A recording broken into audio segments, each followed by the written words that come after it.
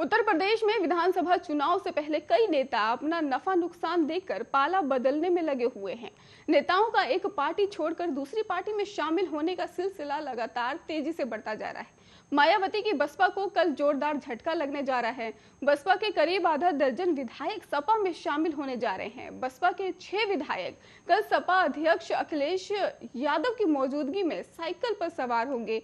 कार्यक्रम राजधानी लखनऊ में सपा के दफ्तर पर रखा गया है। और आपको ये भी बता दें कि बसपा विधायक हाजी जो है वो भी और भी कई इसमें लोग शामिल होंगे, जिसमें कि कई लोग शामिल होने जा रहे हैं। और ये भी जानकारी सामने आई है कि राज्यसभा चुनाव में इन सभी विधायकों ने सपा का साथ दिया था।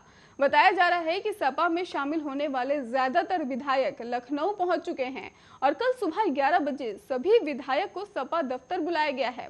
बसपा छोड़ सपा में शामिल होने वाले सभी 6 विधायकों को अखिलेश यादव विधानसभा चुनाव का टिकट देंगे।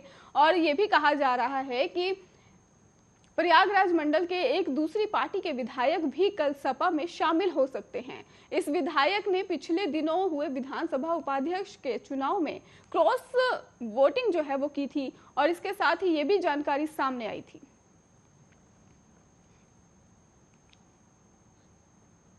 इलाहाबाद हाईकोर्ट ने मंगलवार को दिए एक फैसले में कहा कि लिव इन संबंध जीवन का एक हिस्सा बन गया है और इसे सामाजिक नैतिकता के दृष्टिकोण से ही कहीं अधिक निजी स्वास्थ्य के नजरिए से भी देखे जाने की जरूरत है।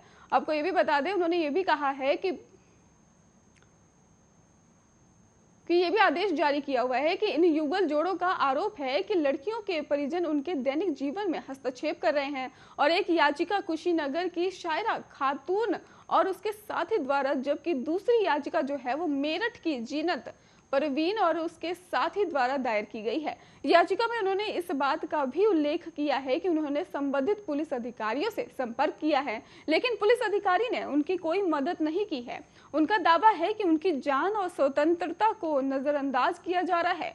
अदालत ने कहा, लिव इन संबंध जीवन का हिस्सा बन गए हैं और इस पर सुप्रीम कोर्ट ने मुहर भी लगा दी है। लिव इन संबंध को भारत के संविधान के अनुच्छेद 21 के तहत ही जीवन जीने का अधिकार जो है उसे मिली निजी सहायता के नजरिए से देखा जाना चाहिए, न कि सामाजिक नैतिकता के जरिए से देखा जाना चाहिए।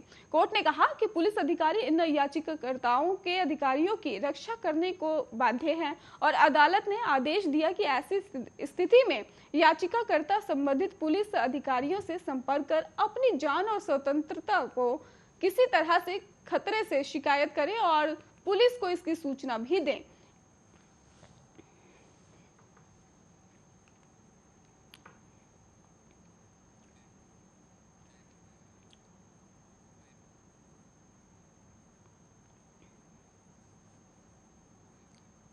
यूपी के लोगों को इस साल कड़ाके की सर्दी का सामना करना पड़ सकता है। प्रदेश के मौसम को लेकर ही मौसम विभाग ने अनुमान जारी कर दिया है। अनुमान के मुताबिक आपको बता दें कि यूपी वासियों को इस बार कड़कड़ाती ठंड झेलनी पड़ेगी और मौसम विभाग की माने तो प्रशांत महासागर में होने वाली प्राकृतिक घटना यानी ला लीना तूफान के प्रभाव से ही अत्यधिक ठंड पड़ सकती है। दरअसल इस मौसम में ही हवाएं उत्तर पूर्व की तरफ से बहती हैं और इस दौरान पश्चिमी भी जो अधिक देखने को मिलता है और इससे भी आपको बता दें कि इससे शीतलहर जो है वो लगातार बढ़ती है। वहीं कानपुर में मौजूद चंद्रशेखर आजाद कृषि विश्वविद्यालय के मौसम विभाग के प्रभारी डॉक्टर एस.एन. सुनील पांडे ने इस बारे में जानकारी दी है। उन्होंने बताया कि ला लीना की स्थिति में समुद्र तल का तापमान कम हो जाता है और इससे ठंडक होने लगती है। मौसम वैज्ञानिकों की माने तो ला लीना प्रभाव वाले साल में ही हवा सर्दियों में अधिक तेज बहती है और भूमध्य रेखा और उसके पास से पानी सामान्य से अधिक ठंडा हो जाता है। समुद्र का तापमान प्रभावित होने से ही सीधे तौर पर मौसम भी प्रभावित हो जाता है और मौसम विभाग के अनुसार यह भी अनुमान लगाया जाता है कि इस बीच में बारिश के आसार नहीं बनेंगे। जिन किसानों को फसल की बुआई करनी है वो कर सकते हैं। दरअसल ला लीना जो स्पेनिश है उस भाषा का शब्द है और इसका मतलब छोटी बच्ची होता है। यह प्राकृतिक घटना प्रशांत महासागर में घटती है और इसका प्रभाव मौसम पर भी पड़ता है। वहीं इसके उलट अगर देखा जाए तो प्रक्रिया को अल नीनो कहते हैं। अल नीनो का मतलब छोटा बच्चा होता है। उत्तर प्रदेश की खबरों में फिलहाल इतना ही, लेकिन आगे की खबरों के लिए आप देखते रहिए आर्य न्यूज।